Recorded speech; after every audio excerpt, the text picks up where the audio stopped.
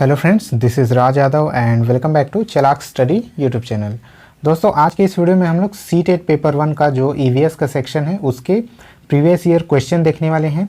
ठीक है, इस सीरीज़ की मदद से, इस क्लास की मदद से आप ये समझ पाएंगे कि आपके सी टेट पेपर 1 में किस तरह से ईवीएस के क्वेश्चन पूछे जाते हैं और उस हिसाब से आप अपनी तैयारियां कर सकते हैं। ठीक है, इसके अलावा हम लोगों ने जो सी टेट पेपर 1 के लिए ईवीएस का जो एनसीईआरटी का पार्ट है पूरा डिटेल से हम लोगों ने कक्षा 3 से 5 तक पूरा कवर किया हुआ है, कंप्लीट किया हुआ है।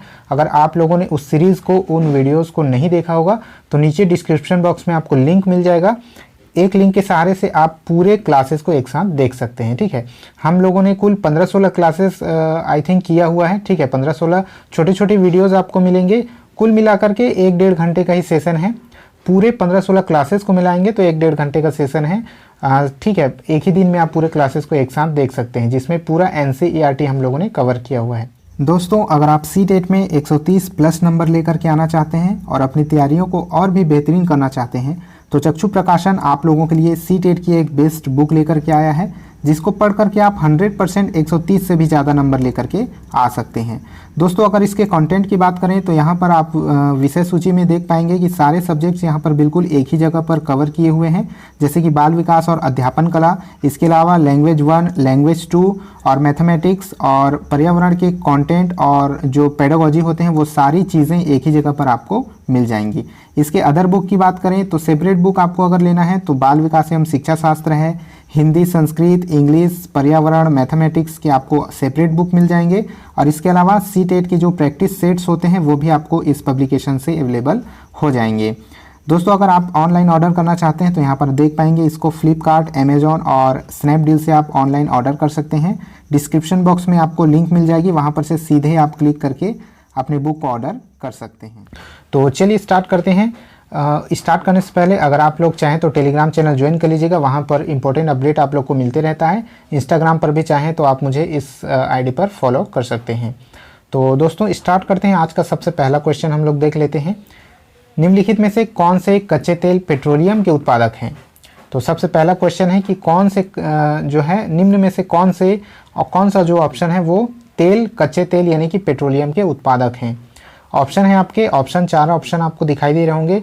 आप लोग को साथ ही साथ जो है कमेंट बॉक्स में अपना आंसर देते हुए चलना है, ताकि आप खुद को स्वयं का जो है चेक कर सकते हैं कि कितनी तैयारी आपकी है और कितनी और तैयारी करने की ज़रूरत है। तो नीचे के चारों ऑप्शन आप लोग अच्छे से देख लीजिए। मैं राइट आंसर बताते चलूँगा। यहाँ पर जो राइट आंसर है वो आपको हो जाएगा ऑप्शन नंबर 3, यानी कि गुजरात और तमिलनाडु जो हैं कच्चे तेल के उत्पादक राज्य हैं।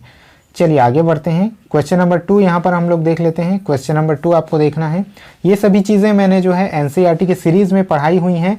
आप लोग पहले सीरीज़ देख लीजिएगा, उसके बाद जल्दी से क्वेश्चन जो है सॉल्व कीजिएगा। इस वीडियो को देखने के बाद सीरीज़ आप लोग एक बार जरूर देख लीजिएगा।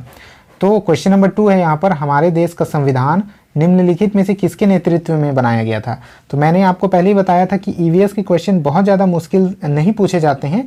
थोड़ी सी एफर्ट के साथ आप लोग पूरे 30 में से 30 नंबर भी ले आ सकते हैं इस सीरीज़ की मदद से।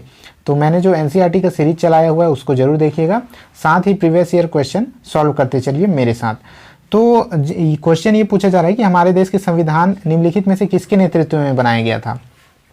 तो इसका जो राइट आंसर होगा वो हो जाएगा भीमराव बाबा साहेब अम्बेडकर, ये इसका राइट आंसर हो जाएगा। तो ये सारे क्वेश्चन जो है पहले के सालों में पूछे जा चुके हैं, उन्हीं में से मैंने कुछ छांट करके आप लोगों के लाए हैं और सारे सवाल इनमें से एनसीईआरटी जो है बेस पर हैं। ठीक है, तो सभी के सभी इंपॉर्टेंट क्वेश्चन हैं, देखते चलिए।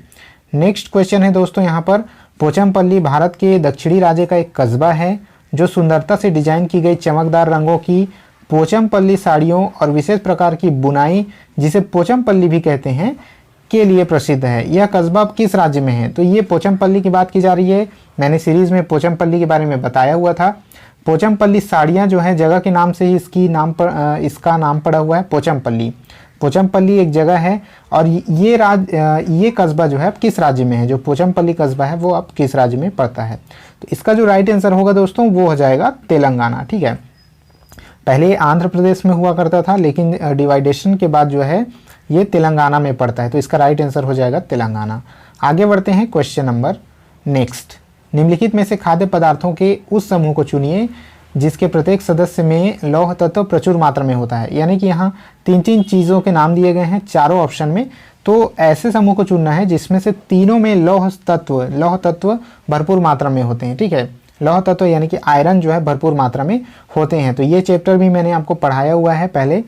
ठीक है, तो इसका जो राइट आंसर होगा दोस्तों यहाँ पर हो जाएगा ऑप्शन नंबर 2, यहाँ पर राइट आंसर हो जाएगा। ठीक है, ऑप्शन नंबर 2 यहाँ पर राइट आंसर हो जाएगा। आंवला, पालक और गुड़, ये तीनों ऐसी चीज़ें हैं जिसमें लौह तत्व यानी कि आयरन भरपूर मात्रा में पाए जाते हैं। तो ऑप्शन नंबर 2 यहाँ पर आंवला, पालक और गुड़ हो जाएगा, जिसमें लौह तत्व यानी कि आयरन भरपूर मात्रा में पाए जाते हैं।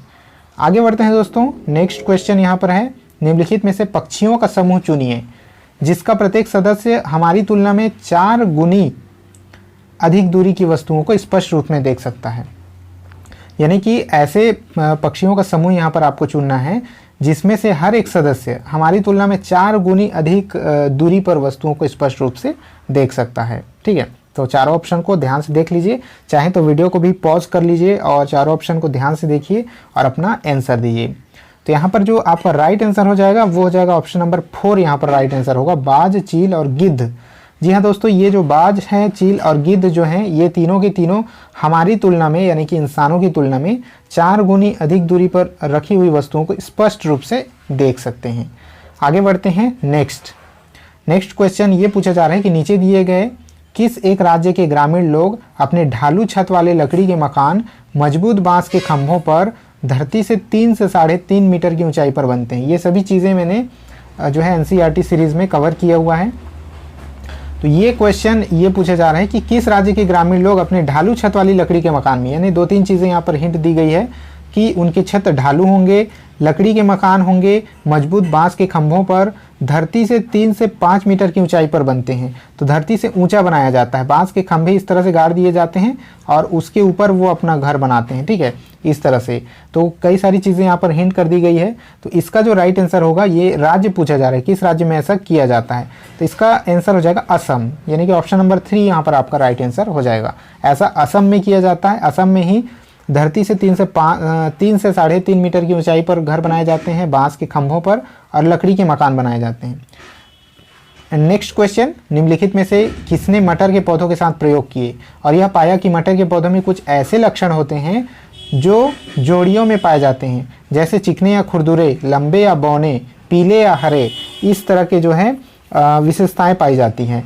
ठीक है, तो किसने मटर के पौधों के साथ प्रयोग किया था, ये अभी मैंने हाल ही में इस चैप्टर को पढ़ाया हुआ है।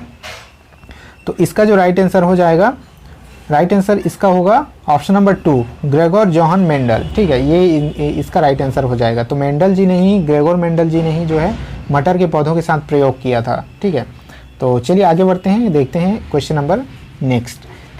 नीचे दिए गए कौन से एक राज्य में तोरांग का अर्थ जंगल होता है, ये भी मैंने आपको बताया हुआ था।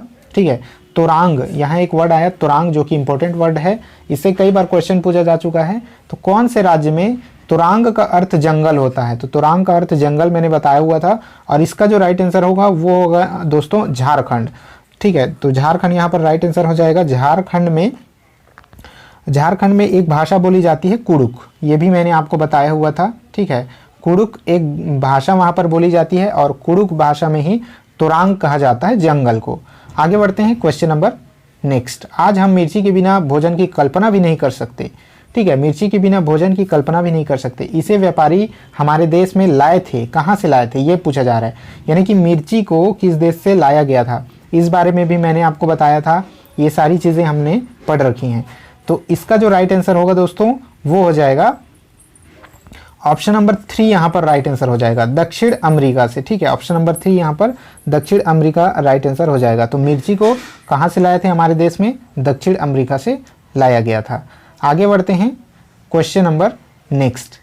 नीचे दिया गया कौन सा कथन मधुमक्खियों और छत्तों के विषय में सही नहीं है, तो मधुमक्खी और छत्ता वाला पार्ट भी हम लोगों ने यहाँ पर किया हुआ है, तो आप लोग उन वीडियोस को जरूर देखिएगा। तो मधुमक्खी और छत्तों से रिलेटेड कौन सी एक सेंटेंस है जो कि सही नहीं है, ये पूछा जा रहा है। तो चारों ऑप्शन देख लीजिए। प्रत्येक छत्ते में एक रानी मक्खी होती है। ठीक है, उसके अलावा ऑप्शन नंबर 2 यहाँ पर कहा गया है नर मक्खियाँ छत्तों के लिए अत्यंत महत्वपूर्ण होती हैं।